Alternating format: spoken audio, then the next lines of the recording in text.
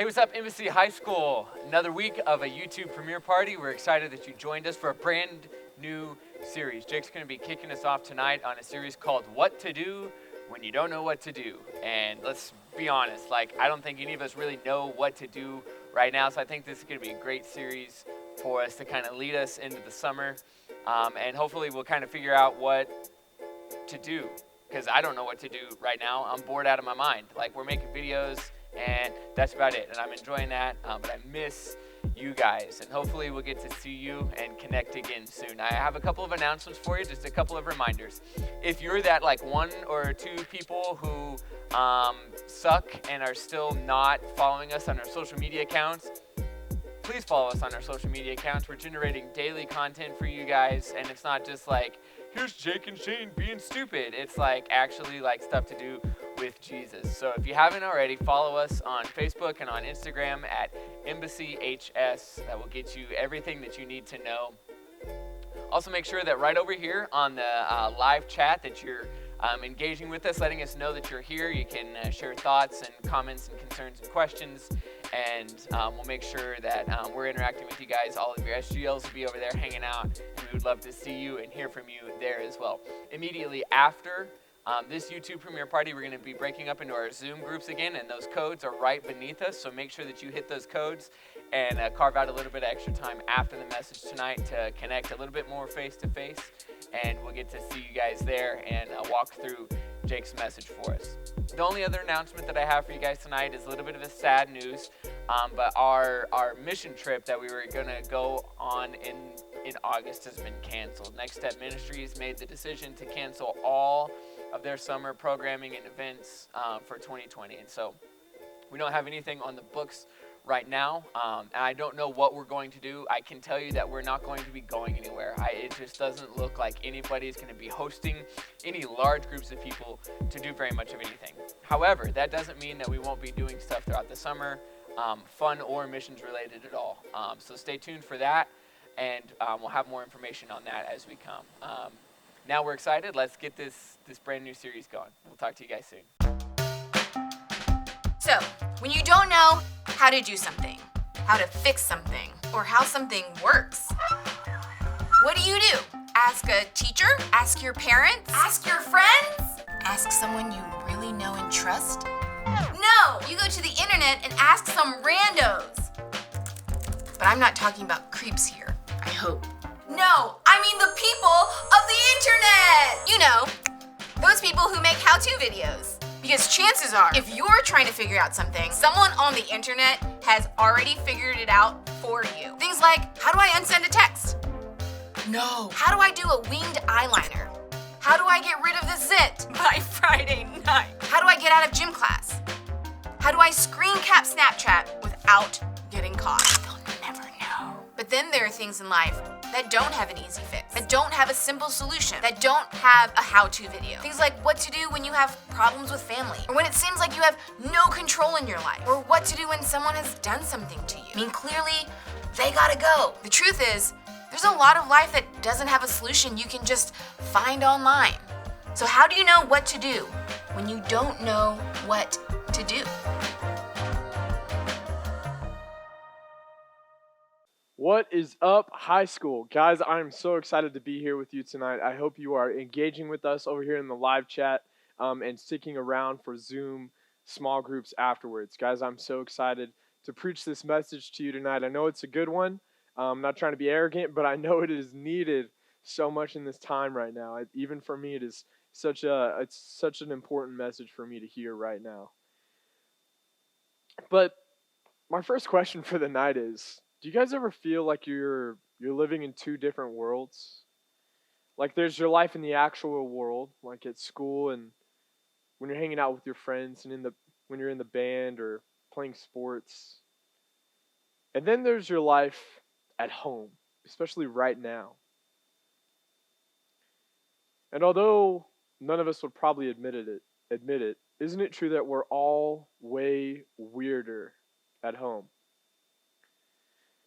Here's what I mean, and I can't believe that I'm gonna admit this in front of you, and by that I mean to this camera in front of me, but it's still equally as embarrassing. But the first thing that I do when I go home is I say, okay, Google, play Disney music. Whether it's cleaning things up or I'm doing homework or I'm changing a light bulb or working out, I'm probably belting something out that was first sung by a Disney princess. Now, look, I'm embarrassed. But here's the thing. Have any of you ever heard me sing a song by a Disney princess? No. Because if you come to hang out to my office, I'm probably going to ask you something like, hey, do you want to listen to Drake or Lecrae? So now, before you judge me too much, here's what I know for sure. You do it too. And whether it's singing Disney songs or something else, we all act in ways at homes that we would never act with our friends or at school or in public. So not only are we even weirder at home, but most of the time we're a little, say, more difficult at home. Anybody feel me?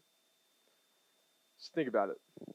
You'd never leave your nasty gym socks on the stairs at a friend's house.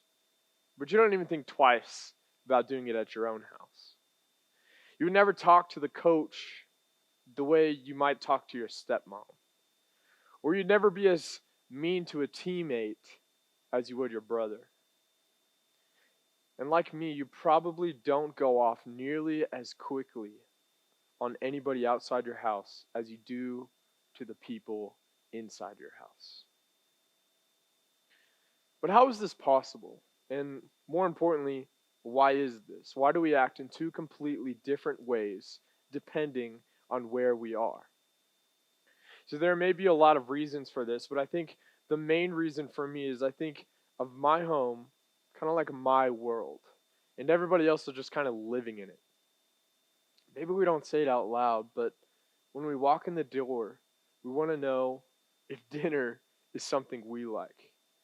Or we complain about going to our siblings' band concert because we have other plans.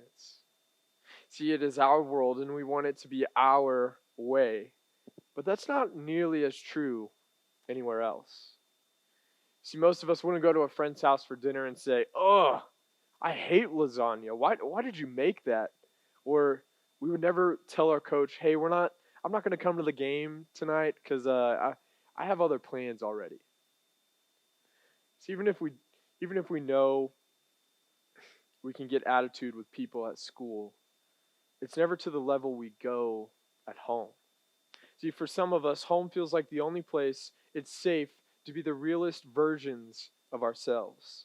See, the people we live with will, hopefully, still love us even when we're ridiculous. But at the same time, we all tend not to just be the realest, but the worst versions of ourselves. So no matter what's happening, I ask myself this question: how does this affect me? I mean, think about it. Everything we say or do at home is a response to how that question is answered. How does this affect me? Maybe you'd say, my family loves hamburgers, but I'm vegetarian. So what do? They go out for burgers after the game, and I'm over here trying not to puke while I'm eating this black bean version of this stuff. And so I make a point to not let everyone know how bad it is over and over. I don't go out with my friends because I can't go out with my friends because I have to babysit. So how does that affect me? Well, this isn't fair, so I'm going to give my parents attitude. Or I studied so hard for my test, but while my sister scrolled through TikTok all night, and she ended up getting a better grade than me. She didn't deserve that A. So obviously now I'm annoyed with her and I'm going to treat her that way. See, what I don't think a lot of us realize is as we think about our lives at home is how much our response to that question, how does this affect me, changes the vibe in our house.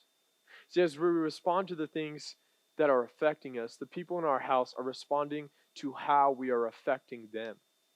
See, then we respond to that, and most of us don't really realize we're playing a key role in the general feeling of our house. See, is this always true? No. But for some of us, we know we're at least part of the tension and attitude where we live.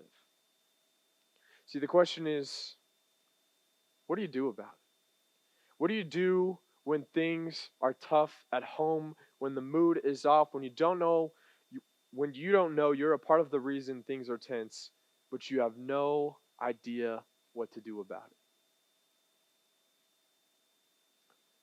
So listen, let me you don't need me to tell you that family is hard.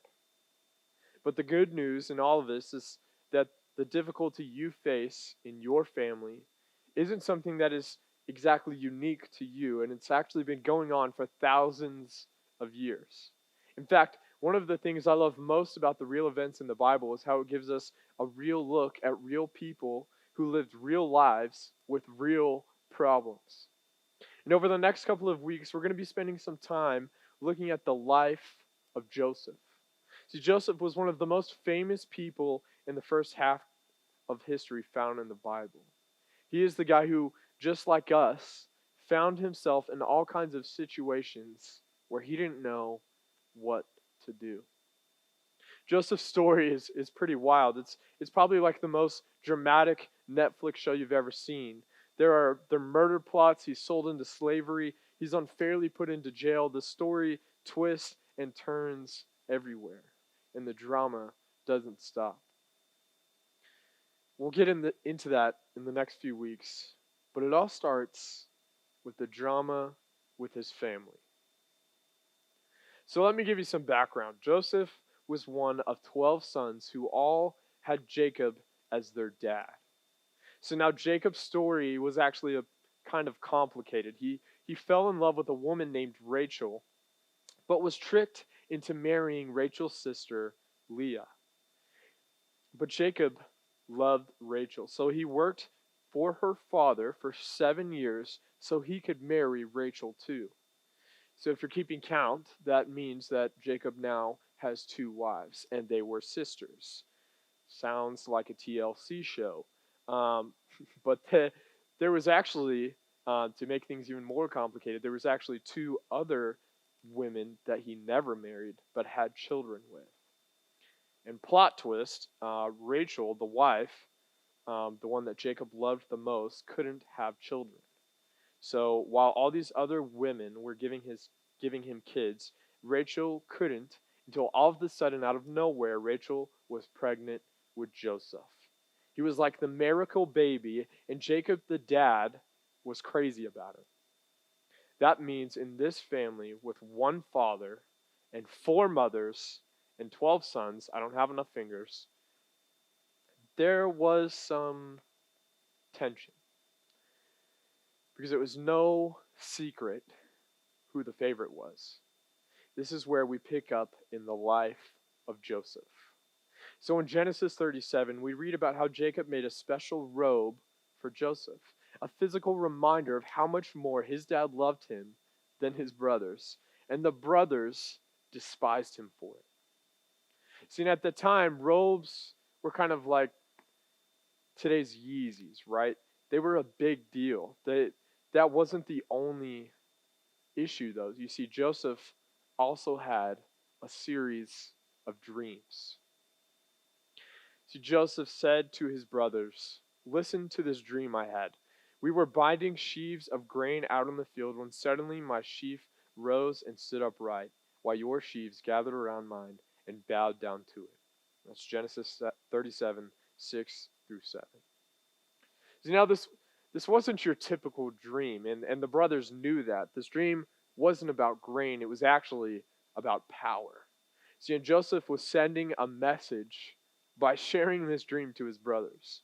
So he was saying, "Hey guys, listen to this. I think, you know what, actually I know that I'm going to be more powerful than you. And one day, not only will I be more powerful than you, but you will actually worship me." See, for a younger brother to say this to his older brothers, just wasn't something that was going to fly. So the passage goes on. His brother said to him, "Do you intend to reign over us? Will you actually rule us?" And they hated him all the more because of his dream and what he had said. This is Genesis 37:8. So if there was ever a harsh vibe in the room, it was definitely in this room. So Joseph's brothers were over his robes and his dreams.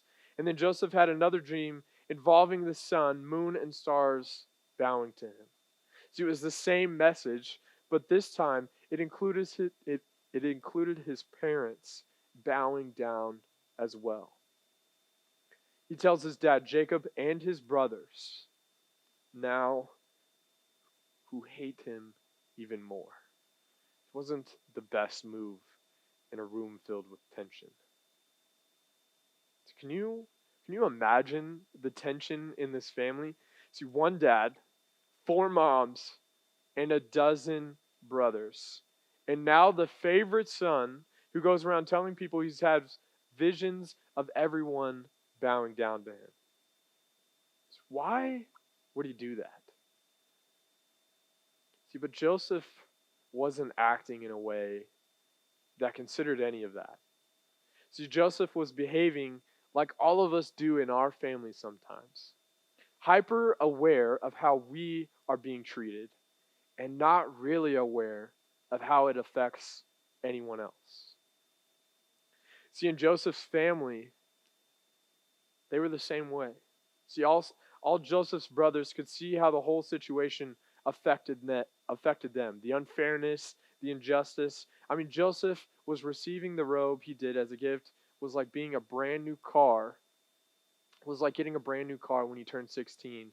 And the brothers were left with sharing their mom's old minivan.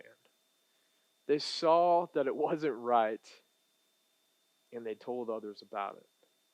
See, the truth is, even though these verses are about more than the strange dreams and a coat, it is about how the tension in the family was actually never dealt with. The tension was left to grow. And we're still reading this story today for a reason. Why? To show us that family has always been complicated.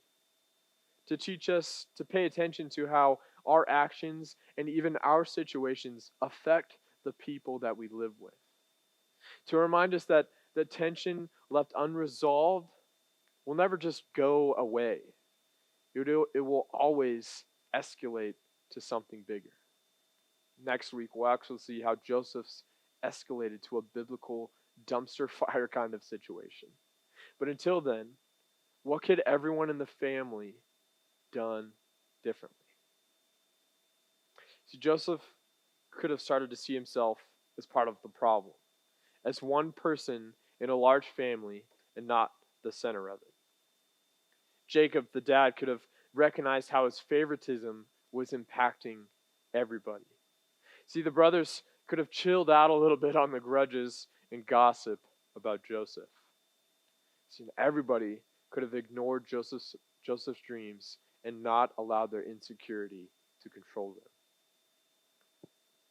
See, the point is, Joseph's family's drama isn't all that different from our own. Whether you're the favorite one, the angry one, the firstborn, the lastborn, the quiet one, or the one with the gold medal at slamming doors, the truth is, we're the same. There is a role you play in your family. Pay attention to how your words and your actions contribute to the tone and temperature of your house. Are you improving it, or are you making it more tense? Then, decide what you want your role to be from here on out. In other words, pay attention to how you affect your family. And then choose how you'll treat them. If you aren't sure where to begin, take a look at this passage in the letter Paul wrote to the church in Philippi. See, in some ways, these people worked a lot like a family and were trying to figure out how to live together. So in a letter, Paul writes, "Do nothing out of selfish ambition or vain conceit. Rather, in humility, value others above yourselves, not looking to your own interests, but each of you to the interest of others. In your relationships with one another, have the same mindset as Christ Jesus, who being in very nature with God, did not consider equality with God something to be used to his own advantage. Rather, he made himself nothing by taking the very nature of a servant, being made in human likeness, and being found in appearance as a man. He humbled himself by becoming obedient to death, even death on a cross. Paul says, look, Jesus sets the example here. He gave up the privileges that came with being God. He deserved to be treated like God, but he didn't require that from people. He chose to serve and have compassions on humans, even when they didn't deserve it at all. See, and Paul is reminding the Philippian church and us to be that kind of person when it comes to those around us. So the million-dollar question for tonight is this: how do we do that when we don't know what to do at our own house? We start by paying attention to how we see ourselves. Do you think or act like we're better than the people in our house or in our family? Maybe. Is that accurate? Probably not. So what would it look like to treat our siblings, our step-siblings, our cousins, or the adults in our house as equal or maybe even more important than ourselves? And finally, maybe hardest of all, we need to invite someone else to speak into how we treat our family. Honestly, it's nearly impossible to see clearly the role we play in our family, but others around us can see it. And by asking them, they can help us see ourselves and our families with 20/20 vision. In fact, asking someone older or wiser is one of the best things to do when you don't know what to do. In fact, this is why we have small groups. Why we're continuing to do small groups, even though we can't physically meet together. See, we all need people around us and people older than us, like a leader, who can know what's going on in our family and help us figure out what to do with it when we don't know what to do. So friends, as you go into your small groups tonight in our Zoom meetings by using the link in the description below, I want you to imagine for a second if everybody in your family did this. So what if everyone paid attention to how they affect everyone else? What would it do for your relationship with the people who live at your house? What could it do for the general level of tension or peace at your house? What if it started with you? Because friends, hear this, it could.